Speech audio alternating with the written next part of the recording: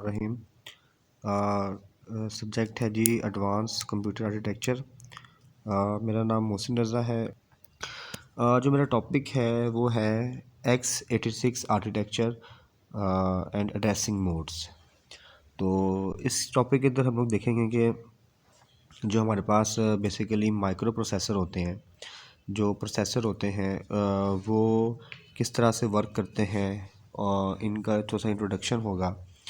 और फिर उसके बाद जो है आगे से इनकी आर्किटेक्चर जो वर्क करता है किस तरह से वर्क करता है, और इसमें क्या क्या चीज़ें आती हैं, कौन कौन से रजिस्टर्स जो हैं वो इसमें इंक्लूड है। तो सबसे पहले x86 आर्किटेक्चर है, इसको थोड़ा सा एक्सप्लेन किया हुआ है। कह रहा है is an instruction set architecture ISA, यानी कि ये इंस्ट्रक्शन सेट आर्किटेक्चर है फॉर कंप्यूटर प्रोसेसर के लिए, develop by the Intel corporation, यानी कि इसको जो है इंटेल कॉरपोरेशन ने डेवलप किया x86 आर्किटेक्चर को। बेसिकली x86 आर्किटेक्चर डिफाइन करता है how a processor handles and execute different instruction, यानी कि जो हमारे पास x86 आर्किटेक्चर है इसके अंदर ये चीज़ बताई गई है कि जो प्रोसेसर हैं वो किस तरह से ऑपरेटिंग सिस्टम या सॉफ्टवेयर के साथ जो डील करते हैं। मतलब अगर हम एक हार्डवेयर की बात करें तो हार्डवेयर पे हम लोग किसी सॉफ्टवेयर को इंस्टॉल करते हैं, तो हार्डवेयर और सॉफ्टवेयर के दरमियान जो इंटरेक्ट होगा वो जाहिर सी बात है कि किसी प्रोसेसर के थ्रू ही होगा। जो प्रोसेसर होंगे वो उसको एग्जीक्यूट करेंगे, तो वो किस तरह से जो है उसको एग्जीक्यूट करेंगे या हमारा सॉफ्टवेयर जो है वो किस तरह से वर्क करेगा, ये सारी बातें जो हैं ये इस लेक्चर के अंदर होंगी। इसमें जी डिज़ाइन किया गया था 1978 के अंदर, ठीक है। तो इसके बारे में बताया गया कि जो हमारे पास कंप्यूटिंग है, जो कंप्यूटर है वो बेस कर रहा होता है माइक्रो प्रोसेसर के ऊपर। मतलब कि अगर हमारे सिस्टम के अंदर जो प्रोसेसर है उसकी जो वर्थ है वो इसके बारे में बताया हुआ है। इसके थोड़ा सा एक बैकग्राउंड है। इससे पहले हमारे पास इसको 8086 भी कहते हैं। इससे पहले हमारे पास था 8085 जो कि 8 बिट प्रोसेसर था। यानी कि वो एक टाइम पे जो है वो इंस्ट्रक्शन आगे जो फॉरवर्ड कर रहा था वो बेसिकली मतलब एक इंस्ट्रक्शन जो एग्जीक्यूट होती थी ना उसमें होती थी 8 बिट की, ठीक है। लेकिन उसके अंदर जो था वो पाइपलाइनिंग का कॉन्सेप्ट नहीं था, तो पाइपलाइनिंग के कॉन्सेप्ट ना होने की वजह से जो टाइम कंज्यूमिंग थी वो बहुत ज़्यादा थी, और वो जो हमारा रिज़ल्ट था वो एफिशिएंट नहीं था। लेकिन x86 आर्किटेक्चर के अंदर हमारे पास जो है वो पाइपलाइनिंग का कॉन्सेप्ट जो है उसको लाया गया, जो बेसिकली वर्क करता था 16 बिट के ऊपर। और ये है जो सपोर्ट कर रहा था, ये सपोर्ट कर रहा था किसको, पाइपलाइनिंग कॉन्सेप्ट को। और क्यों, जब पाइपलाइनिंग कॉन्सेप्ट का मतलब क्या है कि हमारे पास जो टाइम था वो शेयर हो जाता था, और जो एक टाइम पे जो इंस्ट्रक्शंस हैं वो बहुत सारी इंस्ट्रक्शंस हम लोग उसमें एग्जीक्यूट करवा सकते थे। यानी कि एक टाइम पे 16 बिट जो हमारे पास इंस्ट्रक्शन थी वो एग्जीक्यूट हो रही होती थी। अब ये नीचे जो है यहाँ पे हमारे पास 8086 है, 80286 है, 80386 है, कोर 2 है। इस तरह से जो हमारे पास पेंटियम वगैरह AMD के जो प्रोसेसर थे उनको जो है वो इंट्रोड्यूस करवाया गया। आगे फिर ये बैकग्राउंड के बारे में इसके बताया हुआ है कि जो 886 आर्किटेक्चर था उसके अंदर आपके पास मैंने आपको बताया कि जो 85 था वो था जी 8 बिट था। इसके बाद इसमें इन्हांसमेंट हुई, तो ये हमारा चला गया 16 बिट रजिस्टर्स के ऊपर, यानी कि 16 बिट जो इंस्ट्रक्शंस थी उनको एग्जीक्यूट करता था। इस तरह से डिफरेंट किस्म के जो प्रोसेसर्स थे उनके पीछे डिफरेंट किस्म की जो कैपेसिटी थी, यानी कि जो डेटा सेगमेंट वगैरह थे उनको इंक्लूड करवाया गया, उनके बारे में बताया गया। अब नेक्स्ट हम लोग देखते हैं कि x86 आर्किटेक्चर की थोड़ी सी हिस्ट्री है, ठीक है। ये 70s में जिस तरह से आपको मैंने बताया कि इंटेल 8088 एंड 8086 प्रोसेसर वगैरह को मुतारिफ़ करवाया गया। जो सबसे पहले मैंने आपको बताया था यानी कि 8080 से आगे 5 तक जो थे वो 8 बिट प्रोसेसर थे, और इनको पर्सनल कंप्यूटर के अंदर जो है वो इस्तेमाल किया गया। फिर उसके बाद 8086 आए, जिन्होंने जो है वो कैशे को सपोर्ट किया, और कैशे के साथ जो इनके पास बिट की रेंज थी, जो बिट की रेंज है इनके पास वो आई थी 16 बिट। यानी कि ये 16 बिट जो है ये एक टाइम पे जो इंस्ट्रक्शन थी उनको एग्जीक्यूट करते थे। फिर उसके बाद 1882 के अंदर जो है हमारे पास आया 80286। इसके अंदर जो है उन्होंने बढ़ा के 1M बाइट कर दिया।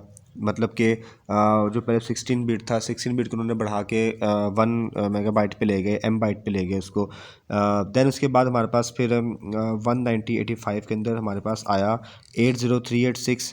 पहले हमारे पास 16 था, 16 से वो चला गया 82 बिट के ऊपर। यानी कि जो मशीन्स इसके अंदर बन रही थी वो बन रही थी 32 बिट्स मशीन्स थी इसके अंदर बन रही। और ये जो सपोर्ट कर रहा था, ये सपोर्ट करता था किसको भाई? मल्टीटास्किंग। तो मतलब कि it could not it could run multiple programs at the same time. जो मल्टीटास्किंग है इसका मतलब यही है कि ये एक टाइम पे जो है वो बहुत सारे प्रोग्राम्स को एग्जीक्यूट कर सकता है। आगे भी चलते हैं तो हमारे पास आया 80486। जो 80486 था वो इंट्रोड्यूस करवाया गया, और ये बहुत ही ज़्यादा sophisticated way and powerful cache technology and sophisticated instruction pipelining. इसके अंदर जो था हमारे पास बहुत सोफिस्टिकेटेड वे के अंदर जो इंस्ट्रक्शंस की पाइपलाइनिंग की उनको मुतारिफ करवाया गया। जो हमारे प्रोसेसर की फैमिली थी उसको इंक्रीज़ करते हुए उन्होंने उसकी जो एग्जीक्यूशन थी, उसकी जो मेमोरी की रेंज थी, बेसिकली उसको बढ़ाया। फिर इसके बाद हमारे पास आए पेंटियम। पेंटियम के अंदर जो हमारे पास था वो इंटेल का प्रोसेसर को यूज़ किया गया। बेसिकली पहली बार जो है वो हमारे पास पैरेलल ट्रांस जो थी इंस्ट्रक्शंस उनको जो है एग्जीक्यूट करवाया गया।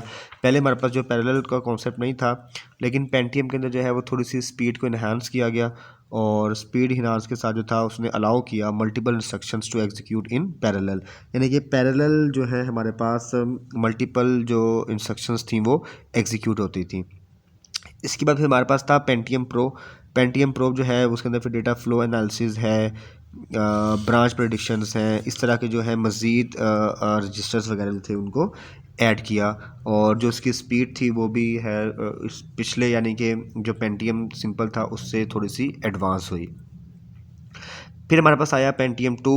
पेंटियम टू के अंदर हमारे पास जो था वो प्रोसेस को ऐड किया गया, वीडियो ऑडियो ग्राफिक्स। मतलब कि हमारे पास जो पहले पेंटियम थे उनके अंदर वीडियो ग्राफिक्स वगैरह जो थे उनको ऐड नहीं किया गया, लेकिन पेंटियम टू के अंदर हमारे पास जो मेन चीज़ ऐड की गई वो हमारे पास ग्राफिक्स थे, XGA VGA वगैरह। फिर हमारे पास जो है वो पेंटियम थ्री पे बात आ गई। जब पेंटियम थ्री पे बात आई तो फिर जो था वो Pentium three basically floating point instructions, मतलब कि हमारे पास जो पॉइंट्स वाली वैल्यूज़ थी उनको हम लोग पेंटियम टू के अंदर या वन के अंदर वो सपोर्ट नहीं कर रहा था। जो वोल नंबर होते थे सिर्फ उनको ही सपोर्ट करता था। इस तरह जो है हमारे पास पे जो वर्किंग थी वो सही नहीं होती थी। देन उसके बाद पेंटियम फोर आया। पेंटियम फोर में जो है फिर हमारे पास मल्टीमीडिया का कॉन्सेप्ट जो है उसको ऐड किया गया। देन उसके बाद हमारे पास कोर टू डू आ गया, डुअल कोर आ गया एंड ऑक्टा कोर आ गया। मतलब कि ये हमारे पास जो मोर्स लॉ था, हमने मोर्स लॉ में देखा था कि एक प्रोसेसर के ऊपर हम लोग जो है वो डुअल चिप जो है उसको लगा के, और एक प्रोसेसर से हम लोग जो है वो प्रोसेसर डुअल कोर का मतलब ये था कि हमारे पास जो चिप थी उसके ऊपर हम लोगों ने दोनों साइड्स पे जो है उनकी वो कोर्स वगैरह ऐड करवा के तो जो है हम लोग उसको परफॉर्म करते थे। और बेसिकली जो है ये 64 बिट्स जो है वो उस पर एग्जीक्यूट कर रहा था। मतलब कि 64 बिट्स जो इंस्ट्रक्शन थी उनको एट अ टाइम जो है ये एग्जीक्यूट करता था। और उसके बाद क्योंकि हमारा जो टॉपिक है वो है 8086, हमने इससे पहले जो है इसकी हिस्ट्री देखी। अब हम जो है वो IS से जो है इंस्ट्रक्शन सेट आर्किटेक्चर जो है इसको लेके चलेंगे। तो मतलब उन्होंने कहा था इसके नाम जो है, फिर इसके अंदर हमारे पास कुछ जनरल पर्पस रजिस्टर जो थे उनको ऐड किया गया। जिस तरह से हमारे पास AX है, क्यूमुलेटर रजिस्टर वगैरह, बेस रजिस्टर वगैरह जो है, कोरेट रजिस्टर वगैरह, डेसिमल रजिस्टर्स, ये ABCD इस तरह से जो है हमारे पास फिर इन रजिस्टर्स को ऐड किया गया, जिन्होंने इसके ऊपर वर्किंग की। और वर्किंग करने के बाद जो है हमारे पास बहुत सारे रजिस्टर्स ऐड होना शुरू हो गए हमारे प्रोसेसर के अंदर। तो ये कुछ हमारे पास रजिस्टर्स थे, ये देखें। AX के अंदर उन्होंने ऐड किया AH एंड AL, यानी कि एक हाई था और एक लो था। अब जो हाई हमारे पास पोर्शन था, हाई पोर्शन जो था हमारे पास वो इंस्ट्रक्शंस को करता था, और जो हमारे पास लो था एग्जीक्यूशन यूनिट जिसको कहते थे हम लोग, यानी कि हम लोगों ने इसको जो है दो इंस्ट्रक्शंस, दो यूनिट में इसको डिवाइड किया, एक हाई एंड लो। और जो हमारे पास लो वाला था वो हमें जो है वो अरिथमेटिक के लिए काम आता था, और जो हाई था वो उस इंस्ट्रक्शंस को मतलब कि लो बिट्स वगैरह को परफॉर्म करने के लिए इस्तेमाल किया गया। मतलब कि each of the 16 bit registers consist of 8 low bits and 8 high bits. यानी कि 16 बिट्स हमारा प्रोसेसर था, तो हाई में जो है वो भी हमारे पास 8 बिट आ गए और लो में कितने आ गए 8 बिट। तो टोटल जो था हमारे पास वो बन गया 16 बिट। अभी नीचे कुछ रजिस्टर्स ऐड हुए हुए हैं, AH, BH, CH, DH। H जो है वो स्टैंड फॉर है हाई के और L जो है वो स्टैंड फॉर है लो के। देन इसके बाद 8086 रजिस्टर्स के अंदर हमारे पास 16 बिट इंडेक्स रजिस्टर थे, उनको ऐड किया गया। जिस तरह से हमारे पास था SI सोर्स इंडेक्स रजिस्टर, उसके बाद था DI डेस्टिनेशन इंडेक्स रजिस्टर। यानी कि इसके अंदर जो था हमारे पास वो एड्रेस के बारे में बात की गई। जिस तरह से यहाँ पे लिखा हुआ है SI, this is the source index register, it is of 16 bits.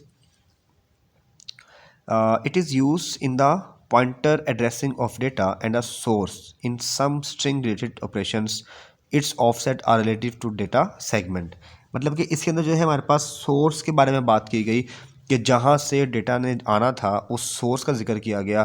वो इनपुट आउटपुट यूनिट भी हो सकता है, वो रैम भी हो सकती है, वो मेमोरी भी हो सकती है, वट अगर वो स्टोरेज डिवाइसेस हैं, कोई भी वहाँ से जहाँ से सोर्स ने हमारा रजिस्टर आना है आगे एग्जीक्यूट होने के लिए। उसके बाद जो बात की गई, उसके बाद बात की गई जो हमारे पास DI की। DI क्या था बेसिकली? DI था जी destination index register. This is the destination index register, it is a 16 bit, it's also a 16 bit register. It is use the pointer addressing of data as a destination in some string, it offset rated as a extra segment. मतलब जो हमारे पास पहला था वो था जी data segment, और जो दूसरा था वो था हमारे पास एक्स्ट्रा सेगमेंट के। जो हमारे पास डेटा का सोर्स था एक उस चीज़ को देखा गया, और उसके बाद जो हमारे पास एक्स्ट्रा था जहाँ से हमारा डेस्टिनेशन थी, जहाँ पे हमारे डेटा ने जाके सेव होना था, दूसरा जो है उसको वहाँ पे ऐड किया गया। जिस तरह से जो है हमारा रजिस्टर आगे आगे आर्किटेक्चर आएगा तो फिर आपको इस चीज़ को मेन बात क्लियर होगी। फिर हमारे पास ना कुछ रजिस्टर आए जिसके अंदर हमारे पास था स्पेशल रजिस्टर, ठीक है। उसमें हमारे पास था जी BP एंड SP। जो BP था वो था जी बेस पॉइंटर, और जो SP था वो था स्टैक पॉइंटर। देन उसके बाद हमारे पास आगे सेगमेंट रजिस्टर्स कुछ ऐड किए गए, जिस तरह से हमारे पास CS, DS, SS and ES था। मतलब कि हम लोगों ने एक पूरे जो CPU था उसके आर्किटेक्चर को हम लोगों ने डिवाइड किया दो पोर्शन में। एक हमारे पास था हाई और एक हमारे पास था लो पोर्शन, ठीक है। बीच में हमारे पास कुछ फ्लैग्स आ गए, हम लोगों ने फ्लैग्स को ऐड किया। जिस तरह से हमारे पास ये एक सामने लिखा हुआ है जी CS क्या था जी कोड सेगमेंट, और DS क्या था जी डेटा सेगमेंट, एंड SS था जी स्टैक सेगमेंट, एंड ES था जी एक्स्ट्रा सेगमेंट। अब अब आगे चलते हैं जी, हम लोग पॉइंटर का जिक्र करते हैं। Points to the next instruction to execute. यानी कि जो बेसिकली पॉइंटर का मेन मकसद था, जो पॉइंटर का एग्जीक्यूट करवाने का मेन मकसद था इस 8086 आर्किटेक्चर या रजिस्टर्स के अंदर, वो था कि जो भी इंस्ट्रक्शन नेक्स्ट होगी, यानी कि पिछली वाली इंस्ट्रक्शंस वो तो एग्जीक्यूट हो रही है, एग्जीक्यूट होने के साथ ही हमारे पास कुछ PC होते हैं, जो PC क्या करता था, नेक्स्ट इंस्ट्रक्शन का जो एड्रेस था वो अपने अंदर सेव करवा लेता था। Typically not use directly when writing assembly code. हम लोग इसको आमतौर पर लिखते नहीं थे, लेकिन हम लोग इसको असेंबली लैंग्वेज में यूज़ करते हैं। इसके बाद हमारे पास कॉन्सेप्ट आता है the 16 bit flag register. Information is store in individual bits of the flag register. अब हमारे पास जो फ्लैग रजिस्टर थे वो basically high and low portion के बीच वाला जो हिस्सा था, बीच वाला जो सेगमेंट्स था, वो हमारे लिए फ्लैग्स थे। फ्लैग्स बेसिकली रिप्रेजेंट करते थे उन वैल्यूज़ को जो वैल्यूज़ हमारे पास आती थी, या वो पॉजिटिव थी या वैल्यूज़ वो नेगेटिव थी। एग्जाम्पल है जी Z denotes one bit of flags register which is a set of 1 if the previously executed instruction produce 0 or 0 otherwise। मतलब कि अगर हमारे पास जो फ्लैग्स रजिस्टर थे, अगर पीछे हमारे पास 0 है तो जो उसकी नेक्स्ट इंस्ट्रक्शन थी वो 1 थी, और अगर जो प्रीवियस 1 है तो हमारे पास जो नेक्स्ट इंस्ट्रक्शन थी वो क्या थी, 0 थी। बेसिकली जो ZF है वो एक हमारे पास रजिस्टर है जिसे हम लोग Z और F हमारे पास फ्लैग से उसको रिप्रेजेंट कर रहे हैं। आगे कुछ स्टेटस था जी ये फ्लैग के बारे में, जो आपको मैं बता रहा था पीछे, कि जिस तरह से हमारी वैल्यू जो थी वो कैरी है, अनसाइन अरिथमेटिक आउट ऑफ रेंज। यानी कि हमारे पास कैरी क्या है कि जो हमारे पास एक रेंज थी, फॉर एग्जांपल उस रेंज से वो आगे कैरी कर गया, मतलब अगर हम लोगों ने 101 को ऐड किया, 101 को ऐड करेंगे तो क्या होगा, हमारे पास 2 की बाइनरी में 0 एंड 1 आ जाएगा। 0 हम नीचे लिख देंगे और 1 जो है वो हमारा कैरी में चला जाएगा। इस तरह से नेक्स्ट दो बाइनरीज को ऐड करेंगे तो अगर तो 0 आ गया तो फिर तो ठीक है, अगर उसकी जगह पे हमारे पास कोई एक बिट आ गया तो एक बिट को जो है हम लोग नेक्स्ट बिट के अंदर कैरी कर देंगे। आगे आपके पास है जो overflow signed arithmetic out of range, यानी कि ओवरफ्लो में क्या था कि अगर हमारे पास कोई एक पॉजिटिव वैल्यू है, ठीक है, उस पॉजिटिव वैल्यू के अंदर हमारे पास या चलिए हम नेगेटिव की बात कर लेते हैं, नेगेटिव वैल्यू के अंदर हमारे पास जो है एक रेंज डिफाइन है, अगर हम लोग उस रेंज तक नहीं पहुंच पाते तो या उस रेंज से बाहर चले जाते हैं तो फिर हमारे पास जो वैल्यूज़ थी वो माइनस में चली जाती थी। इस तरह से साइन था, साइन में क्या था जी, हमारे पास रिजल्ट इज़ नेगेटिव, ठीक है, मतलब कि अगर हम लोगों ने किसी भी वैल्यू के साथ कोई नेगेटिव का साइन लगा दिया है तो जो उसका आंसर था वो नेगेटिव में चला जाता था। 0 है तो फिर रिजल्ट इज़ 0। ऑक्सिलरी कैरी क्या होता है, carry from the bit 3 to 4 bit, यानी कि ऑक्सिलरी का मतलब ये है कि हम लोगों ने अगर बिट को कैरी करना है तो हमारे पास एक बिट है जी, एक बाइट है और दूसरा जो है दूसरा बाइट है, हमने दोनों को प्लस किया, जब प्लस किया तो हमारे पास एक से ज़्यादा कैरी चलेंगे, 3 से 4 कैरी चलेगी तो वो हमारे पास किस में आ गया, वो हमारे पास आ गया ऑक्सिलरी कैरी के अंदर।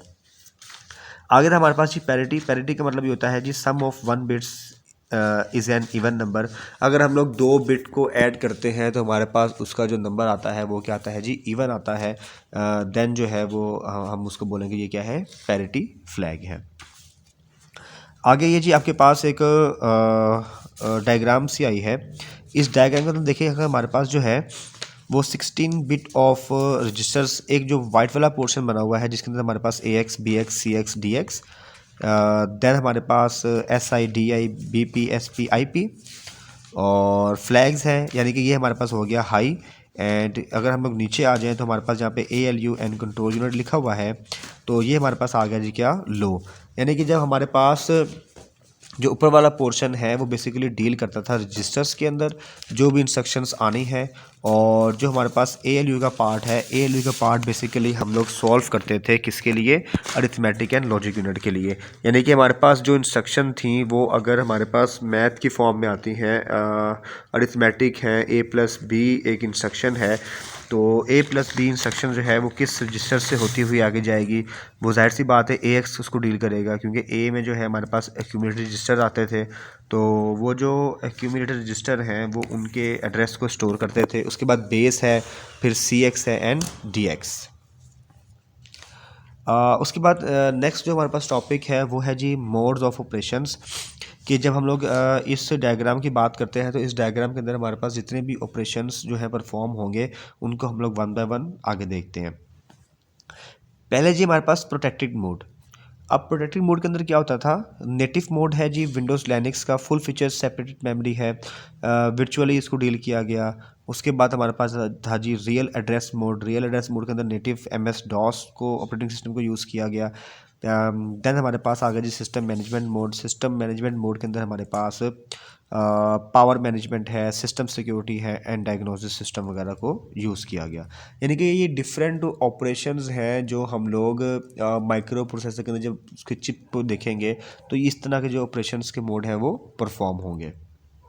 आगे फिर एड्रेसेबल मेमोरी की बात की तो उसके अंदर हमारे पास था प्रोटेक्टेड मोड मौजूद था हमारा 4 GB, और जो उसका बिट का एड्रेस था वो जी 32 बिट एड्रेस को सपोर्ट कर रहा था। देन रियल एड्रेस की बात करें तो एंड वर्चुअल 8086 मोड के अंदर हमारे पास 1 MB स्पेस के अंदर हमारे पास जो एड्रेसेस थे वो कितने थे जी, 20 बिट एड्रेसेस जो थे वो यूज़ किए जाते थे।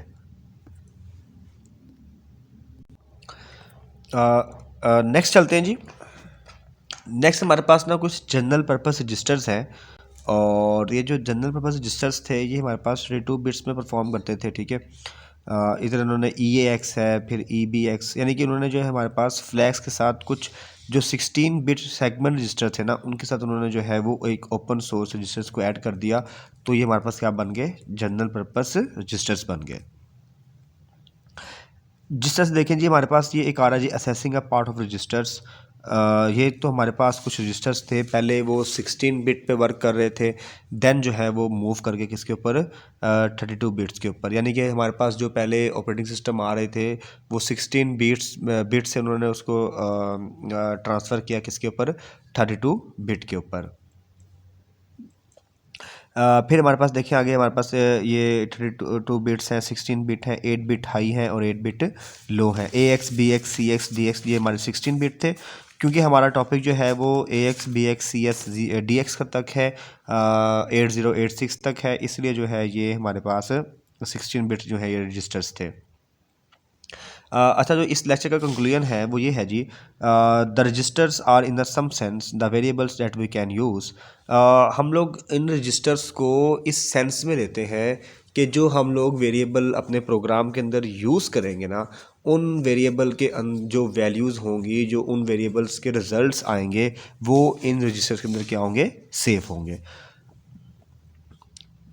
But they have no type and you can do absolutely whatever you want with them, meaning that you can do horrible mistakes. मतलब कि बाज़ औक़ात हम लोग काम करते हुए कुछ ऐसी मिस्टेक्स कर जाते हैं कि जो हम लोग सूटेबल नहीं होती, यानी कि वो मिस्टेक्स जो हैं उनकी गुंजाइश हम लोग नहीं रख सकते।